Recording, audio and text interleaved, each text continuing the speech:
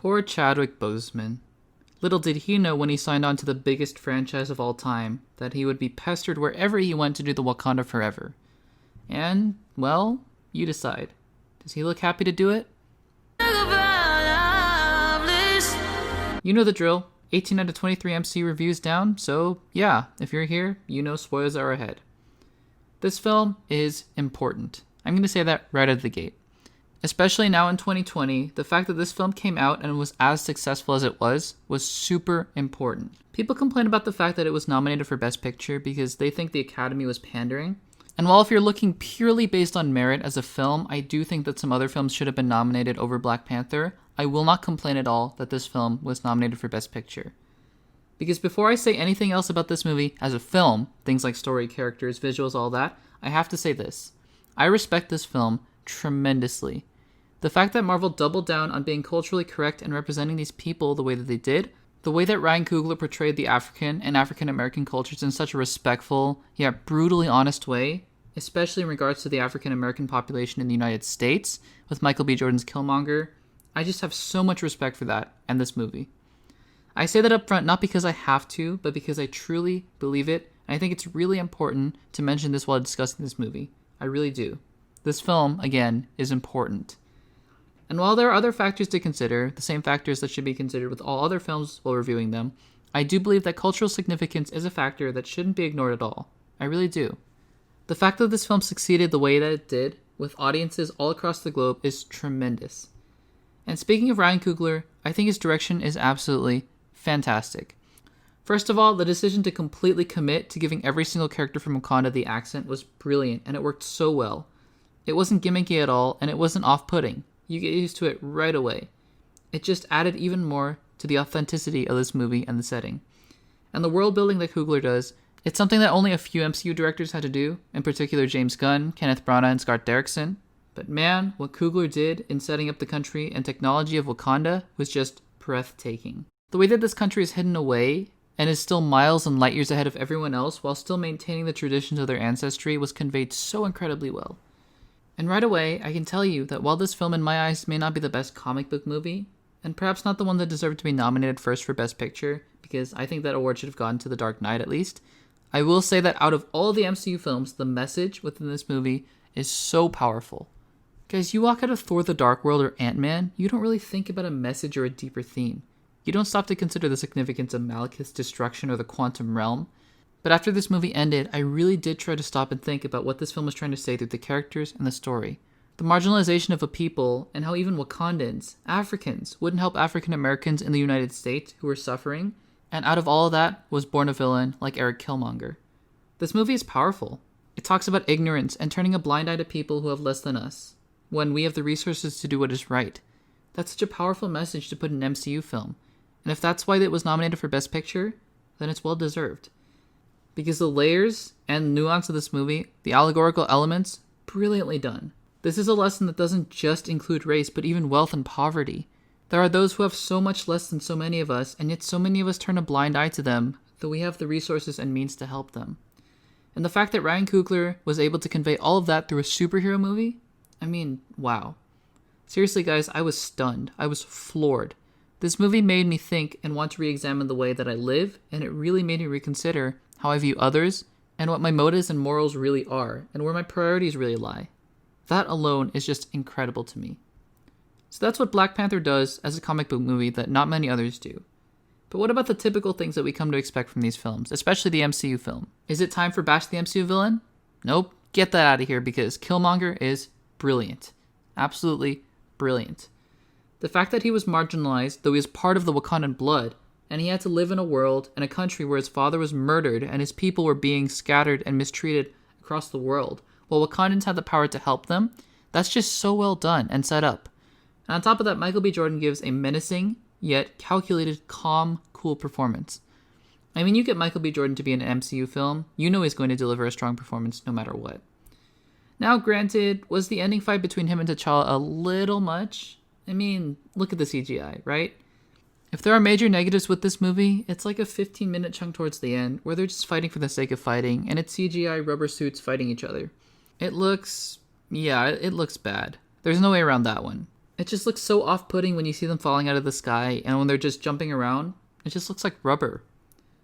It's honestly so strange. The suit in Black Panther and Infinity War just feels so CGI and rubbery. Especially the way that the helmet conforms to the head, it doesn't look very menacing at all. It looks a lot more rigid and tactile in Civil War. In a strange parallel, this actually reminds me of the Iron Man suits. They looked so much more scary and intimidating in the early films, and they looked real and tactile, but later on, with the Mark 50 and the Mark 85, they just looked like CGI blobs, and I didn't really like that.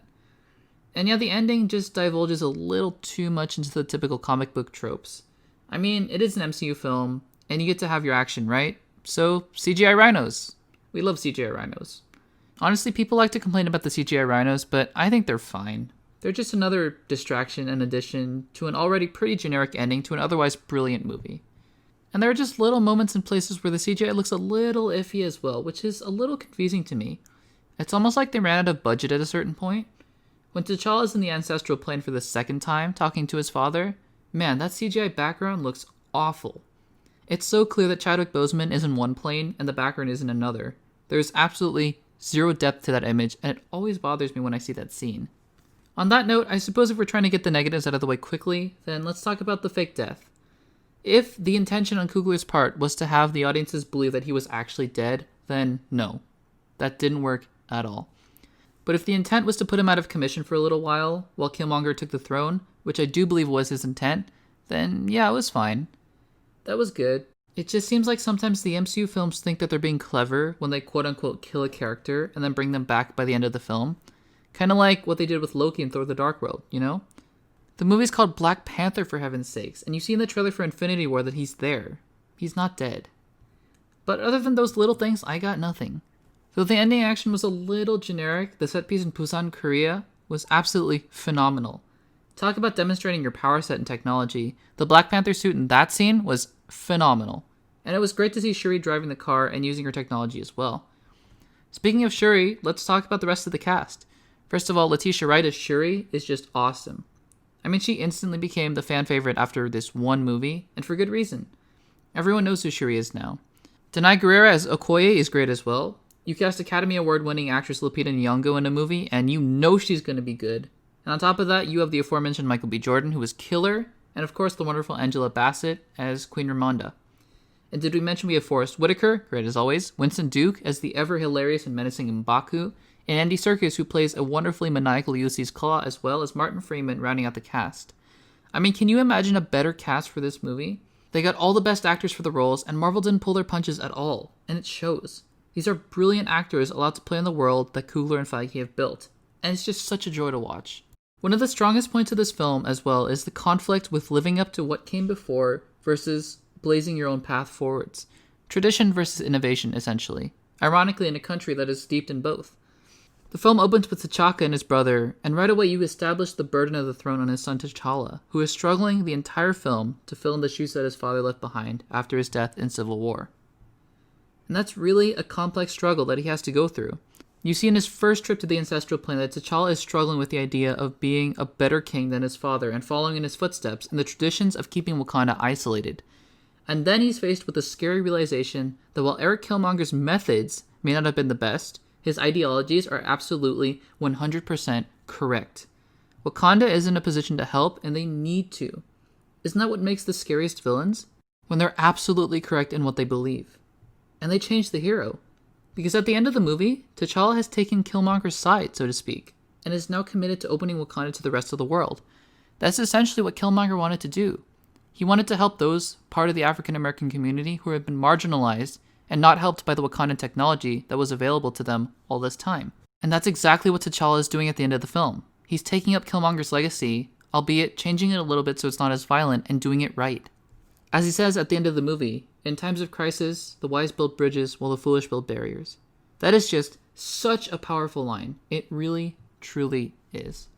Guys, in the end, Black Panther is not good only because of the cultural significance, but rather, its cultural significance is one of the many reasons that this film is fantastic. It has one of the best comic book movie villains of all time, one of the deepest messages in any blockbuster film that will keep you thinking for a long, long time, and yes, all the comic book action and blockbuster cinema that you would come to expect from a film like this. This movie is going to make you think, and it's going to challenge your perceptions and the way that you look at the world. And for that alone, this film deserves massive kudos. I'm going to give Black Panther an A and a 9.6 out of 10. The real question is, what are those? That's gonna age well, isn't it? Comment down below with your thoughts about Black Panther. We're almost at the end, guys. Up next is part 1 of the culmination of the MCU and Avengers Infinity War, so stay tuned for that review. In the meantime, make sure to subscribe and give this video a like to support the channel. If you want to check out some more videos, then check out the videos on the screen right now. Thanks for watching, and I'll see you in the next one.